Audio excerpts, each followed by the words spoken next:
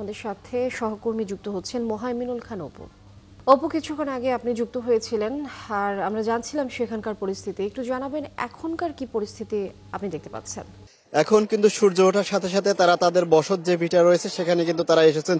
আমি যদি আমার পিছন সাইডটিতে দেখাতেই চাই, আপনি দেখবেন যে এখানে প্রায় 1500 ঘরের কয়েক হাজার বাসিন্দা তারা তাদের ঘরগুলোতে ফিরে আসছেন এবং এসে আসলে তাদের কোনো সর্বশেষ কোনো অংশটুকু অক্ষত রয়েছে কিনা সেগুলোই কিন্তু দেখছেন। তবে 1500 ঘর যে পুড়ে একেবারে ছাই হয়ে গেছে, এখানে শুধু কিছু কাঁচা ঘরের টিন রড ছাড়া কিন্তু আর কোনো কিছুই অক্ষত নেই। তারা আসলে আমরা এখানে এসে দেখার চেষ্টা করেছি, যে তাদের সাথে কথা বলেছি।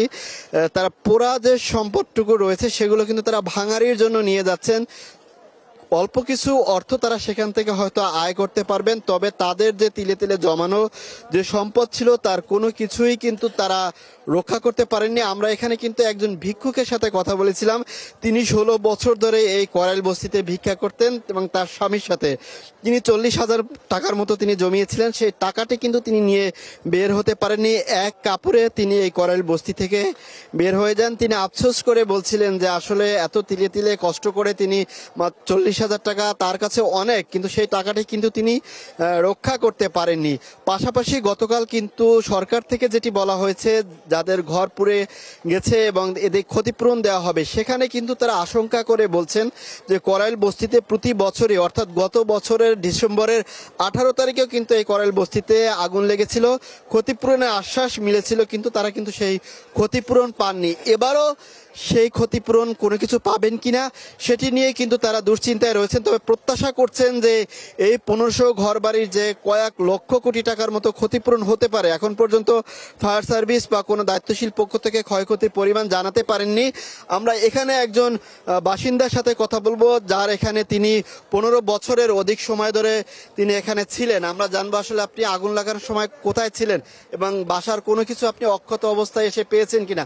আমরা এখানে আপনাকে দেখেছি কোনো কিছু পাই নাই। যে না আগুন লাগছিল, ওই যে জায়গায় আগুন লাগছিল ওই জায়গায় আপনার আগুন নিবাইতে নিবাইতে গিয়া নিজের ঘর হারাই গেছি।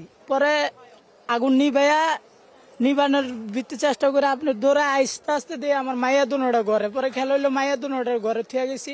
মাইয়া দুনোটার আমি নিয়ে নিরিবিল একটা স্থানে থুইতে থুইতে কোনো কিছু অক্ষত পেয়েছেন? কোনো কিছু নাই, এই যে সব শেষ ধ্বংস। আর কই খামু, কই থাকমু, কি করমু, ভবিষ্যৎ অন্ধকার।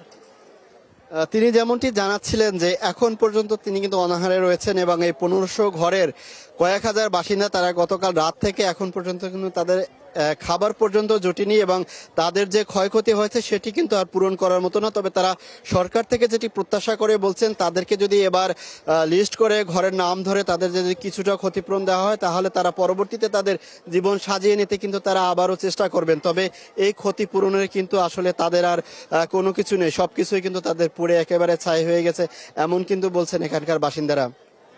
লামিয়া। মোহাইমিনুল খান অপু, আপনি যুক্ত থাকবেন এবং পরবর্তী সংবাদ সংযোগে আবারও ফিরবো আপনার কাছে এবং বিস্তারিত জানবো। ধন্যবাদ আপনাকে। দর্শক, করাইল বস্তির এখনকার পরিস্থিতি আমরা জানছিলাম সহকর্মী মোহাইমিনুল খান অপুর কাছ থেকে।